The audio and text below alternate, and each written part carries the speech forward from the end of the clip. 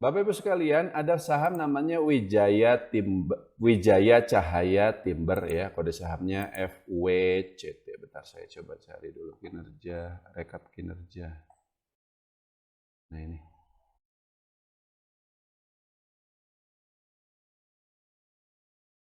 FWCT.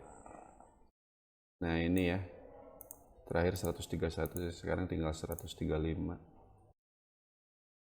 Kalau secara valuasi sih udah murah banget, price to book-nya sekarang 0,7 ya, ROE-nya juga nggak kecil-kecil banget. Nah, tapi ini labanya anjlok ya, 50% lebih karena salah satunya sentimen, dan sekarang sentimennya pun lagi jelek terakhir ya, tapi sekarang kayaknya agak lebih baik nih karena tarifnya udah dipotong. Jadi FWCT ini dia itu adalah perusahaan produksi kayu lapis ya, kayak triplex, kayak kayu-kayu yang tipis kayak gitu. Dan itu jadi nggak banyak orang tahu, tapi Indonesia itu adalah salah satu produsen kayu lapis terbesar di dunia, dan nggak hanya dipakai di Indonesia saja, tapi diekspor ke luar negeri, terutama justru terutama ke Amerika Serikat untuk kemudian dibikin mebel, furnitur di sana.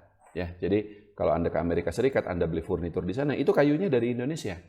Nah, FWCT ini salah satu perusahaan terbesar di bidang tersebut. Dan ini perusahaan ini sebenarnya masih baru ya, tapi dia disupport oleh Samco Timber namanya. Perusahaan kayu yang lebih besar yang bermarkas di Singapura ya, dan dia lagi growing banget nih susah banget ya kode sahamnya, FWCT ini gitu. Nah, jadi sebenarnya sebelum adanya tarif ini prospeknya sangat-sangat cerah karena dia baru menyelesaikan pabrik. Kemarin juga tadi Pak Fandi bilang right issue ya, itu untuk bikin pabrik baru, untuk nambah kapasitas terus. Karena ya itu permintaannya dari Amerika lagi tinggi banget untuk kayu dari kita ini gitu. Nah, cuman jeder kena tarif ya. Dan tarifnya nggak main-main 32%. Ya 32% gede banget lah. Kalau Anda jual misalnya 1 juta jadi 1.320.000 ya kan? Jadi siapa yang mau beli gitu kan? Nah sekarang tarifnya turun menjadi 19%. Tapi tetap ada tarif Pak Fandi. Kalau tarifnya mungkin cuma 10%, saya kayaknya lebih optimis lah. Cuman kalau 19% ya tetap gede kan? Ya nggak? Coba pikir, tetap gede kan? Tetap gede kan? Jadi kayaknya tetap terdampak sih sayangnya, tetap terdampak, tetap agak susah bagi FWCT ini untuk kinerjanya pulih. Dan kan gini, tarifnya itu baru akan berlaku nanti tanggal 1 Agustus efektif ya.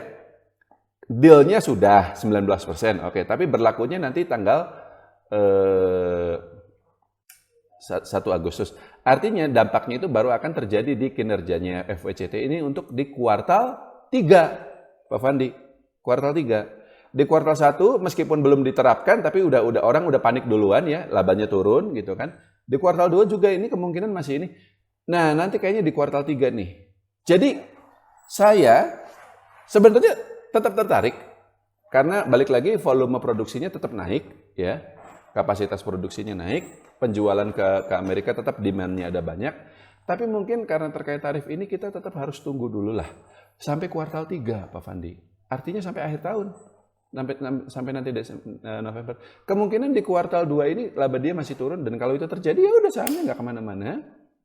Tapi kalau nanti di kuartal 3 agak lebih baik, di kuartal 4 juga agak lebih baik ya. Kalau lihat harga sahamnya sih, kalau kata bahasa anak teknikal ini udah mentok di support ini di 1.300 tuh. Tapi dia masih bisa turun lebih rendah lagi sampai 125 mungkin. 125.